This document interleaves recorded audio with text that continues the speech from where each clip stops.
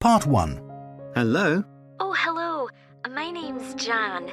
Are you the right person to talk to about the Buckworth Conservation Group?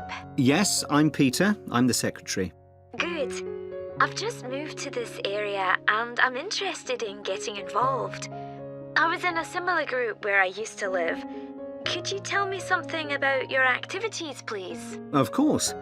Well, we have a mixture of regular activities and special events. One of the regular ones is trying to keep the beach free of litter. A few of us spend a couple of hours a month on it, and it's awful how much there is to clear. I wish people would be more responsible and take it home with them. I totally agree. I'd be happy to help with that. Is it okay to take dogs? I'm afraid not, as they're banned from the beach itself. You can take them along the cliffs, though, and children are welcome. Right. We also manage a nature reserve, and there's a lot to do there all year round. For example, because it's a popular place to visit, we spend a lot of time looking after the paths and making sure they're in good condition for walking. I could certainly help with that. Good. And we have a program of creating new habitats there. We've just finished making and installing nesting boxes for birds to use, and next we're going to work on encouraging insects. They're important for the biodiversity of the reserve. They certainly are. Oh, and we're also running a project to identify the different species of butterflies that visit the reserve. You might be interested in taking part in that. Sure. I was involved in something similar where I used to live, counting all the species of moths. I'd enjoy that. Another job we're doing at the reserve is replacing the wall on the southern side, between the parking area and our woodshed. It was badly damaged in a storm last month. Okay. Then, as I said, we have a program of events as well, both at the weekend and during the week. Right. I presume you have guided walks. I'd like to get to know the local countryside as I'm new to the area. Yes, we do. The next walk is to Ruston Island a week on Saturday. We'll be meeting in the car park at Dunsmore Beach at low tide. That's when the sands are dry enough for us to walk to the island without getting wet. Sounds good. The island's a great place to explore. It's quite small and it's got a range of habitats. It's also an ideal location for seeing seals just off the coast or even on the beach. Okay. And is there anything we should bring? Like a picnic, for instance? Yes, do bring one, as it's a full-day walk. And of course, it'll be wet walking across and back, so make sure your boots are waterproof. I must buy a new pair. There's a hole in one of my current ones. Well, I'd definitely like to come on the walk. Great. Then later this month, we're having a one-day woodwork session in Hopton Wood. I've never tried that before. Is it okay for beginners to take part? Definitely. There'll be a couple of experts leading the session, and we keep the number of participants down, so you'll get as much help as you need. Excellent. I'd love to be able to make chairs. That's probably too ambitious for one day. You'll be starting with wooden spoons, and of course learning how to use the tools. And anything you make is yours to take home with you. That sounds like fun. When is it? It's on the 17th from 10 a.m. until 3. There's a charge of £35, including lunch, or £40 if you want to camp in the wood. I should think I'll come home the same day. Well, I'd certainly like to join the group. It sounds like Part 2. So, hello everyone. My name's Lou Miller, and I'm going to be your tour guide today as we take this fantastic boat trip around the Tasmanian coast. Before we set off, I just want to tell you a few things about our journey. Our boats aren't huge, as you can see. We already have 3 staff members on board, and on top of that, we can transport a further 15 people, that's you, around the coastline. But please note, if there are more than 9 people on either side of the boat, we'll move some of you over. Otherwise, all 18 of us will end up in the sea. We've recently upgraded all our boats. They used to be jet black, but our new ones now have these comfortable dark red seats and a light green exterior, in order to stand out from others and help promote our company. This gives our boats a rather unique appearance, don't you think? We offer you a free lunchbox during the trip, and we have 3 types. Lunchbox 1 contains ham and tomato sandwiches. Lunchbox 2 contains a cheddar cheese roll. And Lunchbox 3 is salad-based and also contains eggs and tuna. All 3 lunchboxes also have a packet of crisps and chocolate bar inside. Please let staff know which lunchbox you prefer. I'm sure I don't have to ask you not to throw anything into the sea. We don't have any bins to put litter in, but Jess, myself or Ray, our other guide, will collect it from you after lunch and put it all in a large plastic sack. The engine on the boat makes quite a lot of noise, so before we head off, let me tell you a few things about what you're going to see. This area is famous for its ancient lighthouse, which you'll see from the boat as we turn past the first little island. It was built in 1838 to protect sailors, as a number of shipwrecks had led to significant loss of life. The construction itself was complicated, as some of the original drawings kept by the local council show. It sits right on top of the cliffs in a very isolated spot. In the 19th century, there were many jobs there, such as polishing the brass lamps, chopping firewood, and cleaning windows that kept lighthouse keepers busy. These workers were mainly prison convicts until the middle of that century, when ordinary families willing to live in such circumstances took over. Some of you have asked me what creatures we can expect to see. I know everyone loves the penguins, but they're very shy and unfortunately tend to hide from passing boats. But you might see birds in the distance, such as sea eagles, flying around the cliff edges where they nest. When we get to the rocky area inhabited by fur seals, we'll stop and watch them swimming around the coast. They're inquisitive creatures, so don't be surprised if one pops up right in front of you. Their predators, orca whales, hunt along the coastline too, but spotting one of these is rare. Dolphins, on the other hand, can sometimes approach on their own or in groups as they ride the waves beside us.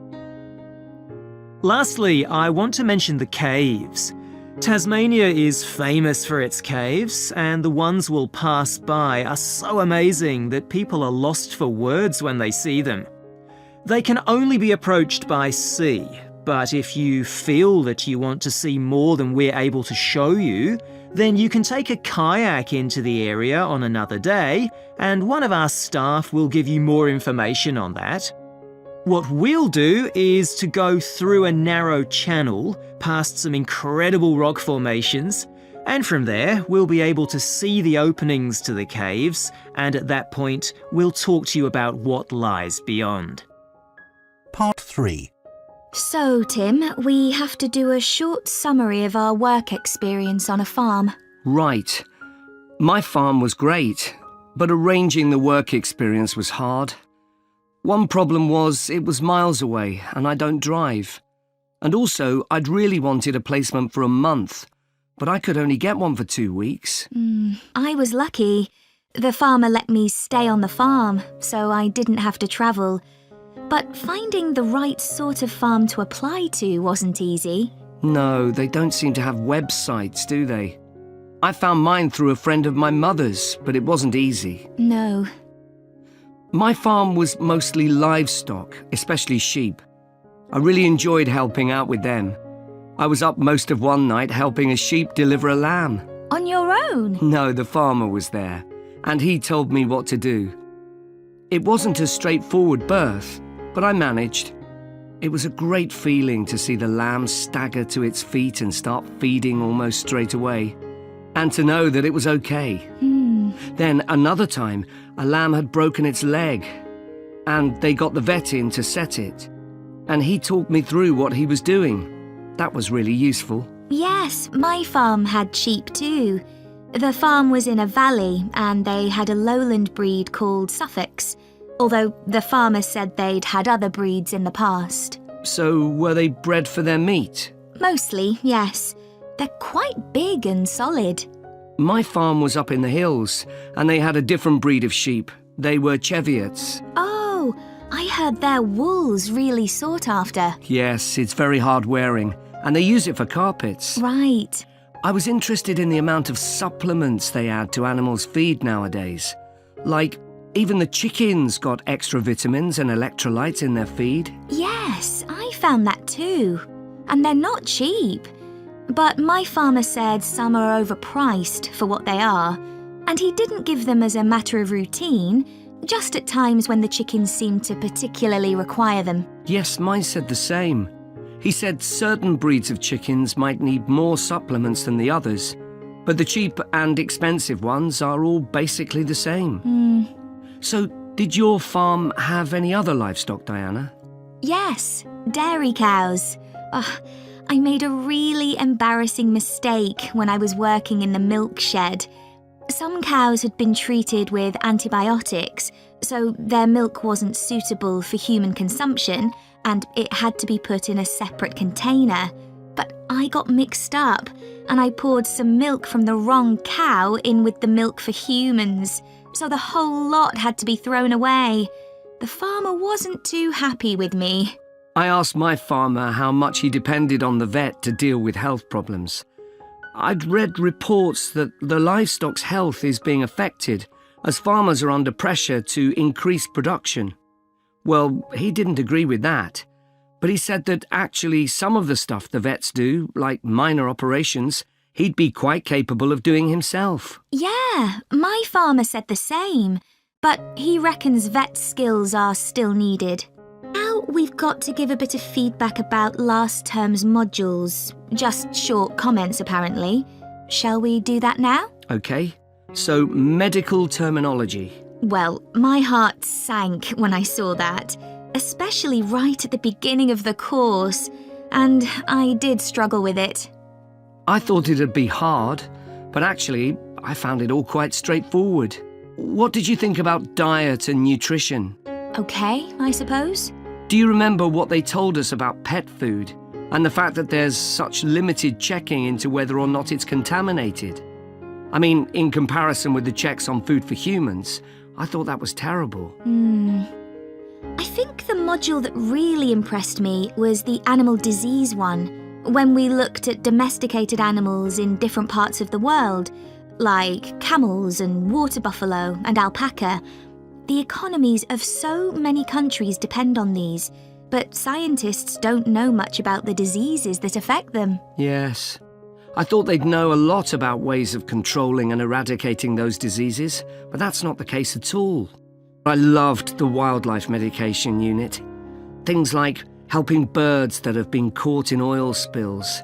That's something I hadn't thought about before. Yeah, I thought I might write my dissertation on something connected with that. Right. So, actually, I was thinking something along the same lines. Part 4.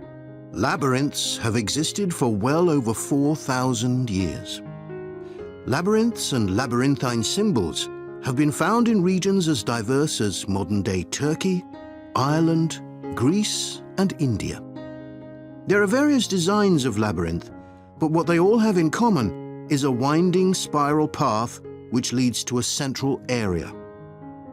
There is one starting point at the entrance, and the goal is to reach the central area. Finding your way through a labyrinth involves many twists and turns, but it's not possible to get lost, as there is only one single path. In modern times, the word labyrinth has taken on a different meaning and is often used as a synonym for a maze. A maze is quite different, as it is a kind of puzzle with an intricate network of paths. Mazes became fashionable in the 15th and 16th centuries in Europe and can still be found in the gardens of great houses and palaces. The paths are usually surrounded by thick, high hedges so that it's not possible to see over them. Entering a maze usually involves getting lost a few times before using logic to work out the pattern and find your way to the center, and then out again. There are lots of dead ends and paths which lead you back to where you started. The word maze is believed to come from a Scandinavian word for a state of confusion. This is where the word amazing comes from. Labyrinths, on the other hand, have a very different function. Although people now often refer to things they find complicated as labyrinths, this is not how they were seen in the past. The winding spiral of the labyrinth has been used for centuries as a metaphor for life's journey. It served as a spiritual reminder that there is purpose and meaning to our lives, and helped to give people a sense of direction. Labyrinths are thought to encourage a feeling of calm, and have been used as a meditation and prayer tool in many cultures over many centuries. The earliest examples of the labyrinth spiral pattern have been found carved into stone, from Sardinia to Scandinavia, from Arizona to India to Africa. In Europe, these spiral carvings date from the late Bronze Age. The Native American Pima tribe wove baskets with a circular labyrinth design that depicted their own cosmology. In ancient Greece, the labyrinth spiral was used on coins around 4,000 years ago. Labyrinths made of mosaics were commonly found in bathhouses, villas, and tombs throughout the Roman Empire. In Northern Europe, there were actual physical labyrinths designed for walking on. These were cut into the turf or grass, usually in a circular pattern. The origin of these walking labyrinths remains unclear, but they were probably used for fertility rites, which may date back thousands of years. 11 examples of turf labyrinths survive today, including the largest one at Saffron Walden, England, which used to have a large tree in the middle of it.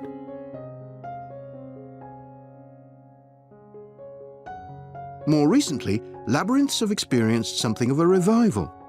Some believe that walking a labyrinth promotes healing and mindfulness, and there are those who believe in its emotional and physical benefits, which include slower breathing and a restored sense of balance and perspective. This idea has become so popular that labyrinths have been laid into the floors of spas, wellness centers, and even prisons in recent years. A pamphlet at Colorado Children's Hospital informs patients that walking a labyrinth can often calm people in the midst of a crisis. And apparently, it's not only patients who benefit. Many visitors find walking a labyrinth less stressful than sitting in a corridor or waiting room. Some doctors even walk the labyrinth during their breaks. In some hospitals, patients who can't walk can have a paper finger labyrinth brought to their bed. The science behind the theory is a little sketchy, but there are dozens of small-scale studies which support claims about the benefits of labyrinths. For example, one study found that walking a labyrinth provided short-term calming, relaxation, and relief from anxiety for Alzheimer's patients. So what is it about labyrinths that makes their appeal so universal?